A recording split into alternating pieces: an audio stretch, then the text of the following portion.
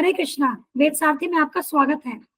आज की वीडियो में हम भगवान के 10 अवतारों के विषय में संक्षिप्त में चर्चा करेंगे। जैसा कि पिछली वीडियो में हमने पढ़ा था कि भगवान हर युग में प्रकट होते हैं और उनके आने का एक प्रयोजन होता है, और वो प्रयोजन क्या है? भक्तों का उद्धार करने के लिए, दुष्टों का विनाश करने के लिए तथा धर्म की स्थापना करने के लिए। ठीक है, तो अब एक एक करके हम इन 10 अवतारों के विषय में चर्चा करेंगे। तो पहले जो अवतार है मत्स्य अवतार। भगवान ने मत्स्य अवतार पिछले कल्प के अंत में, अब कल्प का क्या अर्थ होता है? ब्रह्मा जी के एक दिन को कल्प कहते हैं, और ब्रह्मा जी के दिन में 1000 चतुर्युग होते हैं, मतलब सतयुग, त्रेतायुग, द्वापर युग और कलयुग। तो इनकी जो साइकिल होती है, इन युगों की, चतुर्युग की जो साइकिल होती है, ये 1000 साइकिल्स होती है एक कल्प में, ब्रह्मा जी के एक दिन में। तो पिछले कल्प में, तो ब्रह्मा जी के पिछले दिन में, उसके अंत में भगवान ने मत्स्य अवतार लिया था, जब उन्होंने वेदों को हयग्रीव नामक एक असुर से बचाया था। हयग्रीव ने वेदों को ब्रह्मा जी से चुरा लिया था और भगवान ने हयग्रीव से उन वेदों को बचाया था। तो ये तो हुई ब्रह्मा जी के पिछले दिन की बात, मतलब पिछले कल्प की। एक और समय जब भगवान ने मत्स्य अवतार लिया था, वो बताया गया है चाक्षुष मनु के शासन काल में। जो एक कल्प होता है, ये 14 मनु उनके द्वारा शासित होता है। तो अभी वाला जो कल्प है जिसमें हम रह रहे हैं, इस कल्प में जो अभी मनु है वो है वैवस्वत मनु।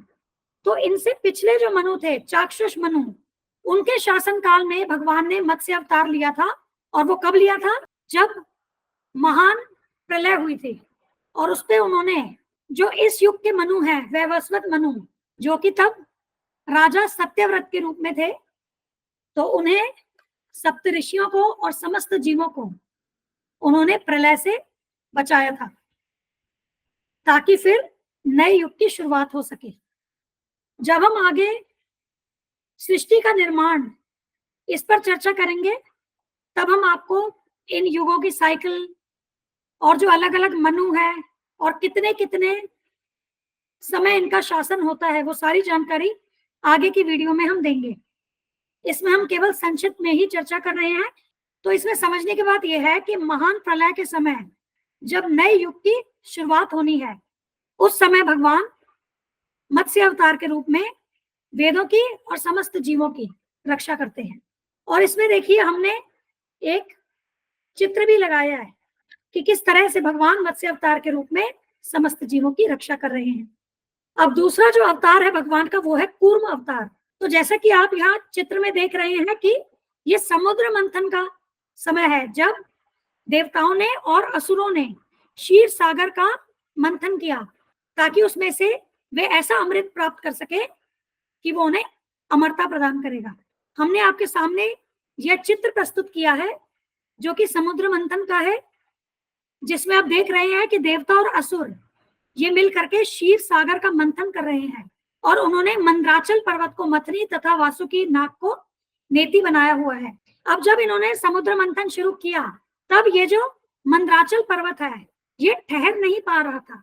ये मंदराचल पर्वत क्षीर सागर के अंदर जाता चला जा रहा था, तो इसीलिए इनके लिए मंथन करना कठिन हो गया। तब भगवान ने कूर्म अवतार लिया और इस मंदराचल को अपना सहारा दिया, जिसको कहते हैं धुरी या आश्रय स्थल, जिससे कि जो मंथन का कार्य है वो आसानी से हो सके। भगवान के तीसरे अवतार जो है वो है वराह अवतार। तो जैसे कि आप चित्र में देख रहे हैं, वराह अवतार के रूप में भगवान हिरण्याक्ष नामक असुर का संहार कर रहे हैं।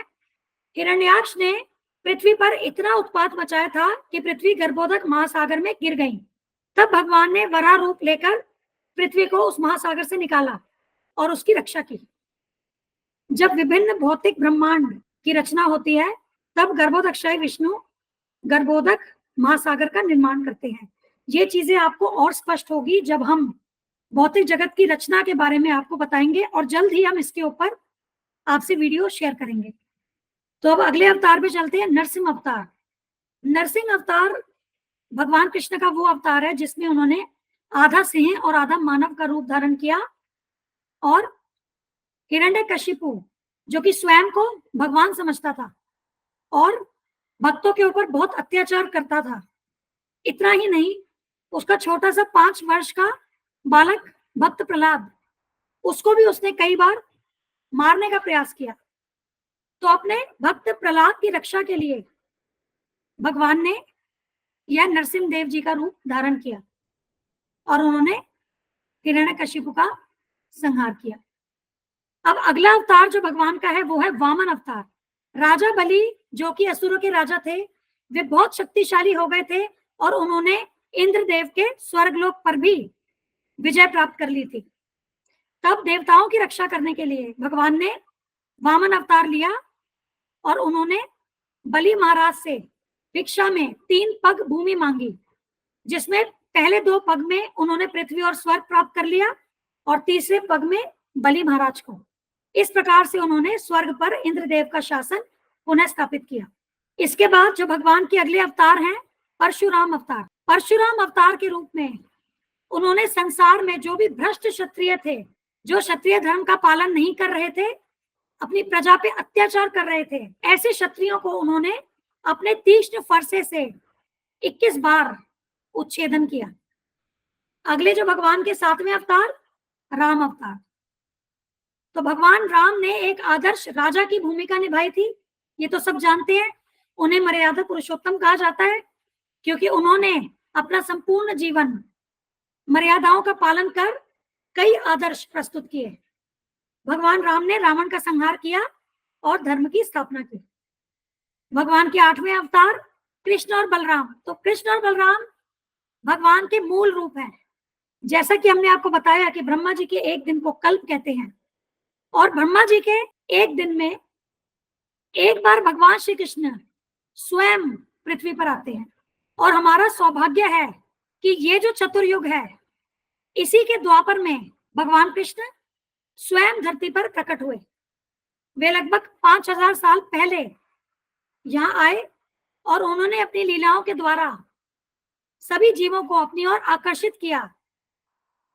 कृष्ण और बलराम ने यहाँ पृथ्वी पर रहते हुए कई असुरों का वध भी किया और भगवान कृष्ण ने अर्जुन को महाभारत के युद्ध में भगवत गीता का ज्ञान दिया, जो हम सभी के लिए मार्गदर्शन की पुस्तक है।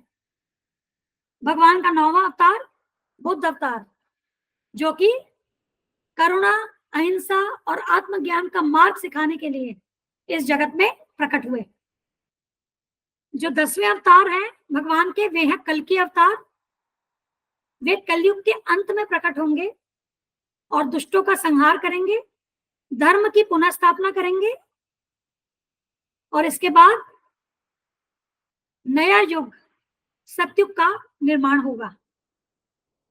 तो अभी तो हमने आपसे इन सब अवतारों के विषय में बहुत ही संक्षिप्त में चर्चा की है, लेकिन बहुत जल्द हम आपके समक्ष हर एक अवतार पर एक अलग से वीडियो विस्तृत जानकारी के साथ प्रस्तुत करेंगे। हमारी अगली वीडियो का विषय होगा भगवान एक हैं या अनेक, या आजकल इतने सारे धर्म क्यों हैं और सर्वोच्च धर्म क्या है। इस वीडियो में इतना ही। हम यह चैनल और इस चैनल पर दी गई समस्त वीडियोस हमारे गुरु महाराज श्री कृष्ण कृपा मूर्ति श्री श्रीमद अभय चरणारविंद भक्ति वेदांत स्वामी ठाकुर श्रील प्रभुपाद जी को समर्पित करते हैं। श्रील प्रभुपाद की जय। धन्यवाद। हरे कृष्णा।